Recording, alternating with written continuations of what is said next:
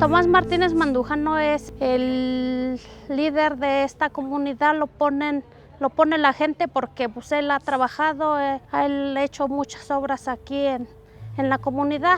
Ahora sí que él se ha dedicado a que vivamos mejor.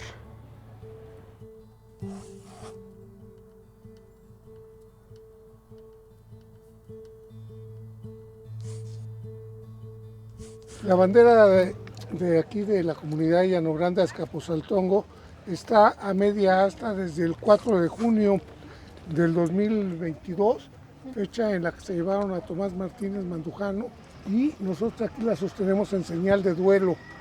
¿Sí? En cuanto regrese él, volverá a ondear en lo más alto. Se ve, se siente, Tomás está presente. Se ve, se siente, Tomás está presente. Libertad, libertad, libertad para Tomás. Libertad, libertad, libertad para Tomás.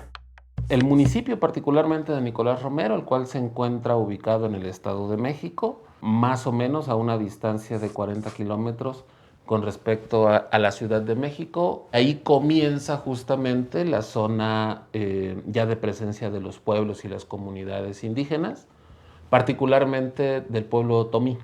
Esta región prácticamente en los últimos 15 años ha venido resistiendo lo que también se le ha denominado como el desarrollo salvaje, el desarrollo rapaz, impulsado particularmente por empresas inmobiliarias, por un lado, y por otro lado por empresas de proyectos carreteros, obviamente ambas de corte privado, y no solo nacional, sino también capitales transnacionales. Y es justo en ese contexto que hoy, en la defensa de los bosques, del agua, de su territorio, hoy existe una figura, un liderazgo comunitario llamado Tomás Martínez Mandujano, el cual se encuentra, así lo hemos documentado, de forma injusta en prisión, acusado de un delito que nosotros advertimos no fue cometido por él.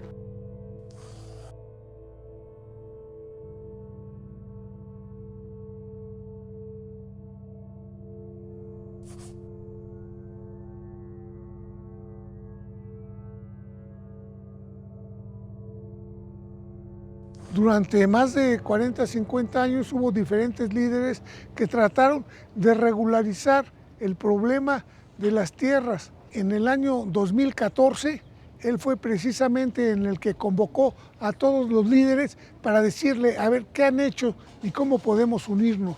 Ahí, en esa asamblea, se decidió que Tomás Martínez encabezara el movimiento de esta comunidad. Éramos una comunidad totalmente abandonada, totalmente marginada. No teníamos agua, no teníamos luz, no estábamos reconocidos como colonia en el bando municipal. Y se empezaron a hacer obras de infraestructura como son las calles, la electricidad, el agua, la iglesia, las escuelas. Eso es lo que representa realmente Tomás, el símbolo de unidad de nuestra comunidad. Vamos hacia la casa del adulto mayor, ya que el señor Tomás siempre se ha preocupado por la gente adulta. Entonces realmente esta obra se hizo también para aquellas personas adultas mayores, hacer cursos que ellos mismos los den a nuestros jóvenes, que toda la experiencia que ellos tienen ahora la compartan a nuestra juventud. El día que a él lo detienen, decían que esta era la casa del señor Tomás, que este era su palacio.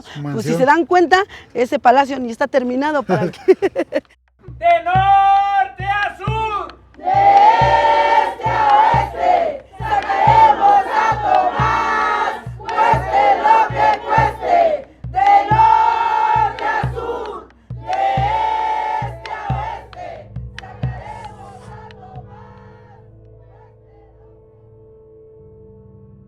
La figura de presos políticos obedece a que detienen a gente inocente cuando han tocado, trastocado intereses de caciques políticos o caciques económicos.